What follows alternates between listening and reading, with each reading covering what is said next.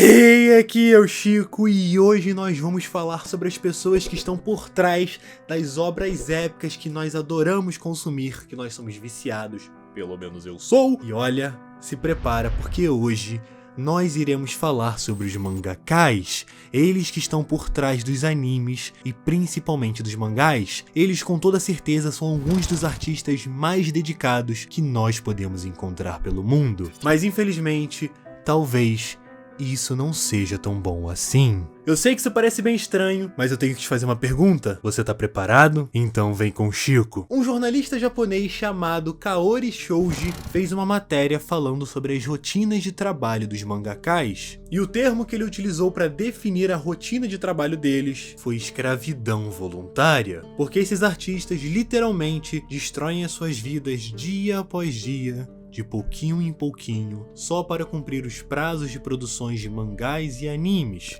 Os mangakás iniciantes que conseguem contratos com empresas gigantescas, eles alegam que conseguem dormir no máximo 6 horas por dia, o que até que é um tempo razoável se a gente for pensar nas condições de trabalho aqui no Brasil. Mas olha, isso é porque ele é um mangaka iniciante. Diferente do Brasil, que quanto mais alto você tá na sua profissão, as chances de você ter mais qualidade de vida, ter mais qualidade de sono, aumentam. Para os mangakás, isso é diferente. Conforme a carreira deles vai avançando, as coisas somente pioram. Eiichiro Oda, o criador de One Piece, diz que costuma dormir apenas 3 horas por dia. E só para vocês terem ideia, na reportagem que ele mencionou sobre isso, ele revela que geralmente essas 3 horas do dia que ele dorme são repartidas em pequenos sonos de meia hora. Eu já acho isso um extremo absurdo, mas não é somente o sono deles que é extremamente afetado. Se nós olharmos um cronograma semanal de um mangaka, iremos perceber que eles somente têm 3 horas de descanso por semana. Além da falta de sono e principalmente da falta de descanso,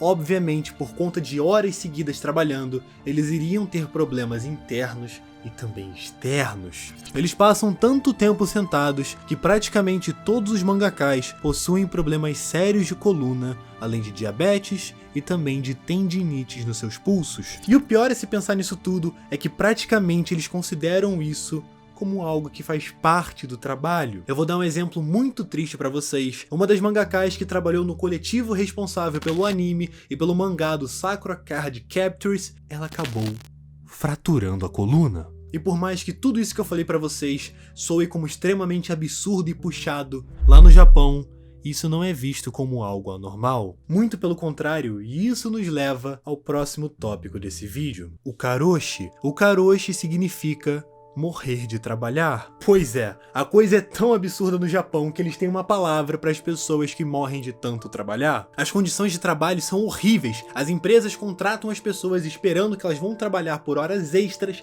e sem receber por isso, porque eles estão cagando, eles querem o esforço, eles querem se aproveitar da mão de obra. Cara, isso pra mim é praticamente uma escravidão. Chega ao ponto dos funcionários trabalharem mais de 80 horas por semana sem receber pelas suas horas extras. Vocês já devem ter percebido que a maioria das histórias que se passam nos animes ou é uma trama com adolescentes ou se passa no meio da época dos samurais. E isso acontece por um motivo de além do público que consome os animes ser bastante jovem, por mais que também tem muito adulto que consome e tá bem tranquilo consumir, eu acho muito da hora, por sinal. A questão é que o trabalho no Japão consome toda a vida adulta. Acaba que suas principais vivências são da época que você era uma criança ou um adolescente. Agora eu faço uma pergunta para vocês. Será que de fato os trabalhadores do Japão, os mangakás, eles vivem essa chamada escravidão voluntária?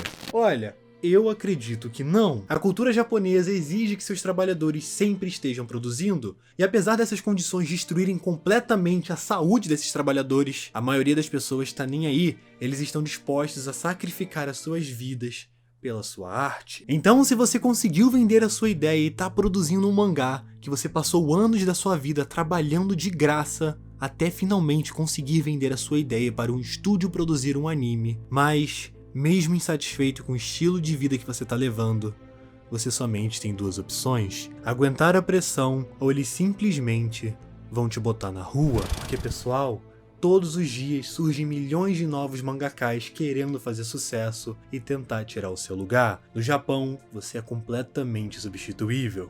E mesmo que você consiga ser um mangaka de sucesso, a escravidão ela não é voluntária, porque por mais que você queira finalizar a sua história, muitas das vezes a indústria não vai permitir. Um bom exemplo disso é o criador de Bakuman, que já disse em entrevistas que continuou por muito mais tempo a sua história, porque ele estava sendo obrigado. E agora uma coisa que dói muito em mim falar em relação a esse assunto, porque por mais que essas pessoas sejam batalhadoras, sonhadoras, e sacrifiquem tudo delas pelos seus sonhos, a maior parte deles, praticamente 90%, vai ganhar um salário horrível. Apesar da indústria de anime gerar em torno de 18 bilhões de dólares por ano, os criadores das histórias não chegam nem ao menos a ganhar 8 mil dólares por mês. Nós passamos a maior parte do vídeo falando sobre os mangakás, mas é porque eu quis dar uma ênfase neles. Eu vi que a maioria dos canais não falaram exatamente sobre os mangakás, mas sim sobre os animadores, mas chegou a vez de falar sobre eles.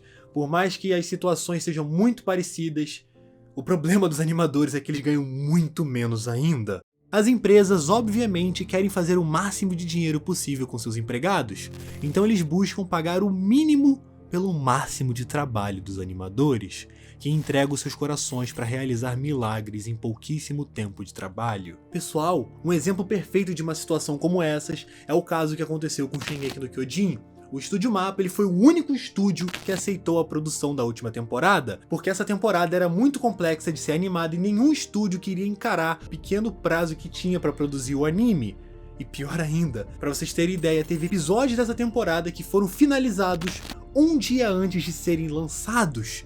Mano, isso é absurdo. Um episódio completo de anime precisa de mais ou menos 3.000 frames, que são imagens, para serem produzidos. E cada frame demora muito para ser feito. E agora, adivinha por quantos animadores eles ganham por cada frame feito?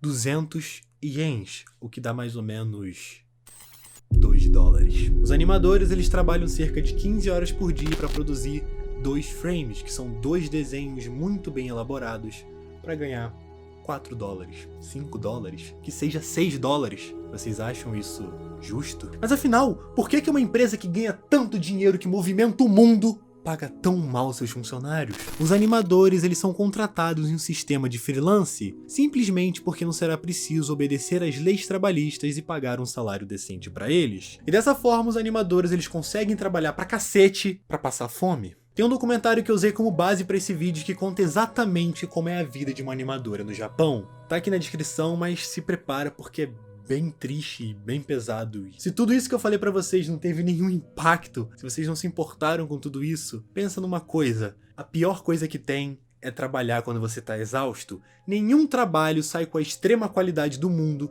se você não aguenta trabalhar, se você tá cansado. Então eu tenho certeza que os animes estariam em outro patamar de qualidade se os animadores eles pudessem pelo menos ter uma vida decente. Não somente os animadores, os mangakás também, eles estariam criando várias histórias que não são clichês, que não são repetições, repetições e repetições, e inovando, porque a gente sabe que os japoneses eles têm uma criatividade absurda, eles conseguem produzir diversos tipos de conteúdo que são maravilhosos.